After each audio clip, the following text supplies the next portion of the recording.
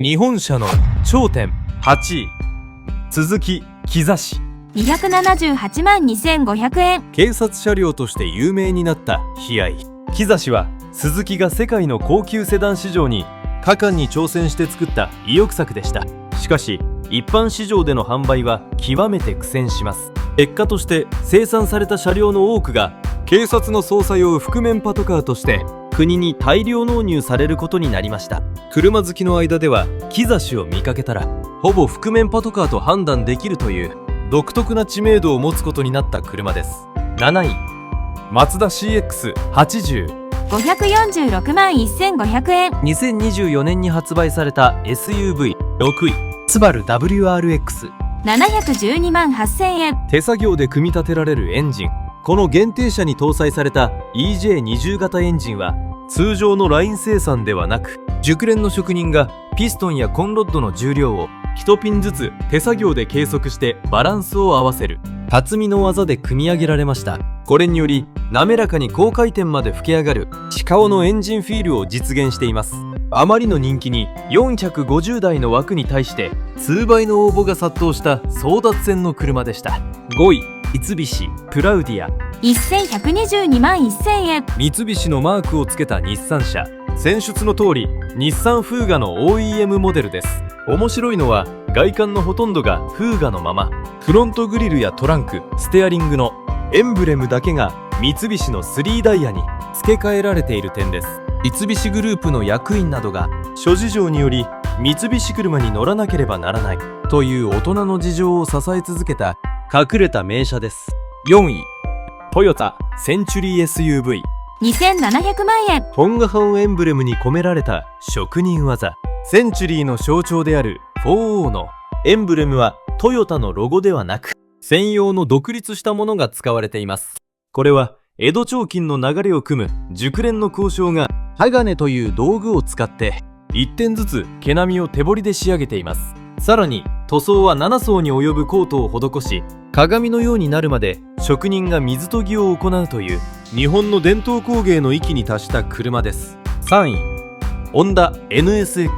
2794万円。音へのこだわりと消え去った名車。ハイブリッドスーパースポーツである2代目はエンジン音を室内に響かせるための専用のスピクトン音響管を備えるなど官能的なサウンドにこだわって作られました。世界限定350台、日本にはわずか30台という超希少な最終限定モデルであり、発売開始からわずか数日で完売しました。ホンダのレース技術の結晶です。2位、日産 GTR。3061万3000円。開発責任者の執念が生んだ怪物 GTR は開発責任者だった水野和俊氏の日本人にしか作れないスーパーカーを作るという強い執念から生まれました。ポルシェやフェラーリといった世界の強豪をサーキットのタイムで圧倒し、毎年改良を続けるイヤーモデル製を導入しました。2025年をもって惜しまれつつ生産終了となり、日本の純ガソリンスポーツの歴史に一つの大きな区切りをつけました。1位、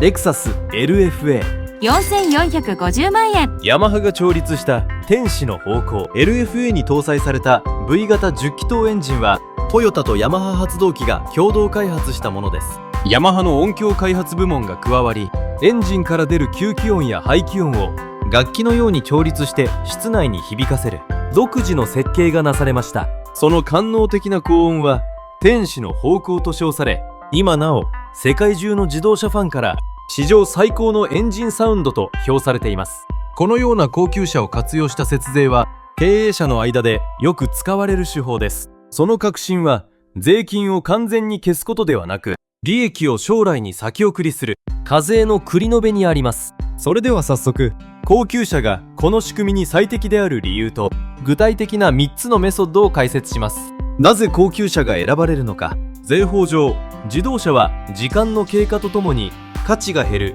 減価償却資産です。購入費を一括で経費にすることはできず、数年間に分けて少しずつ経費損金にします。高級車、特にリセールバリュー、売却価格が落ちにくい車種 LFA や GTR、センチュリーなどは帳簿償の価値はほぼゼロなのに、市場では数千万円で売れるという状態を意図的に作り出せるためです。メソッド1、4年落ち中古車の1年償却。最も王道とされる手法です。新車登録から3年10ヶ月以上が経過した普通乗用車、いわゆる4年落ちを購入します。日本の税法では中古資産の耐用年数を簡便法という算式で計算します。普通車の法定耐用年数は6年であるため、4年落ちの場合の計算は以下のようになります。6年、4年、4年かたるず 0.2、2.8 年、1年未満の端数は切り捨てる決まりのため、税法上の耐用年数は最短の2年となります。法人の場合、減価償却のルールとして定率法が原則適用されます。耐用年数が2年の場合、定率法の償却率は 1.010% と定められています。つまり期首事業年度の最初の月に購入すれば、購入金額のほぼ全額をその事業年度の経費として一括計上することが可能です。突発的な大きな利益が出た期に4年落ちの GTR やレクサスなどを購入すれば、利益を圧縮して法人税を大きく抑えられます。メソッド2、新車のカーリース活用。現行のセンチュリーや新型 SUV などを新車で導入する場合に有効な手法です。新車を現金やローンで購入した場合、6年かけて定率法で償却していくため、初年度に経費にできる割合は一部にとどまります。しかしリース会社と契約するカーリースであれば、毎月のリース料をそのまま全額、その月の経費リース料として処理できます。頭金などの初期投資を抑えつつ、毎月安定した高額な経費を作ることができるため、長期的に安定した利益が出ている企業の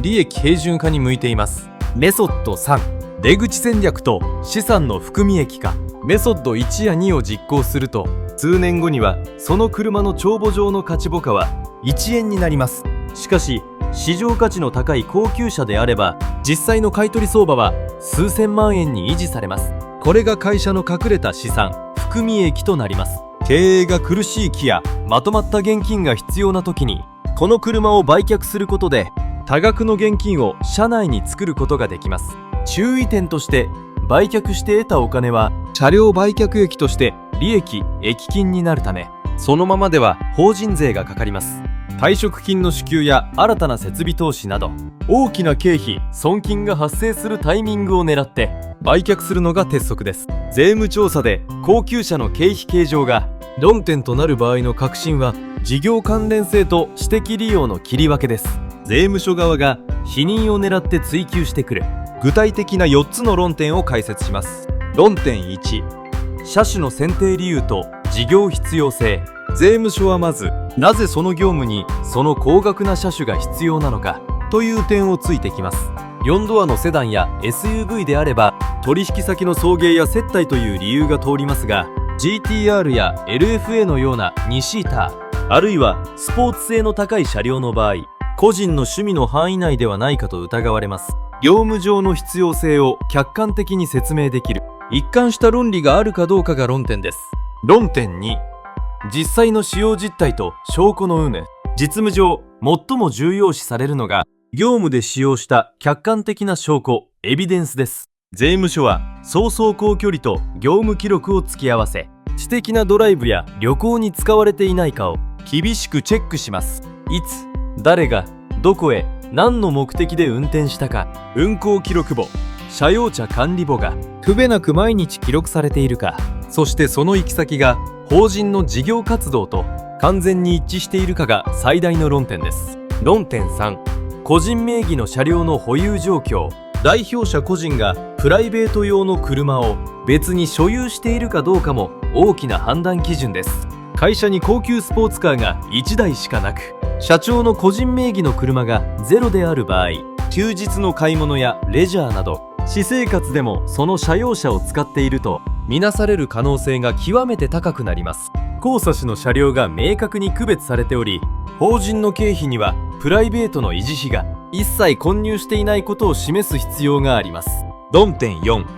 購入及び売却のサイクル。節税目的のために短期間で車両の売買を繰り返している場合も目をつけられやすくなります。減価償却のメリットだけを目的とした不自然な買い替えサイクルは、事業用資産としての保有ではなく、租借回避行為と捉えられるリスクがあります。購入から売却、そして売却益の処理まで、あらかじめ出口戦略を想定した適正な事業計画に基づいているかが論点です。過去の重要な採決例、フェラーリ事件。過去の国税不服審判所の採決において2年700万円のフェラーリの経費計上が認められた有名な事例があります。この時認められた決定打は、社長が個人で別に3台の高級車を所有しており、公私を厳格に分けていたこと、そして運行記録などから通勤や支店巡回への実使用が証明されたことでした。車種の派手さや金額そのものよりも、実態としての事業利用をどれだけ書面で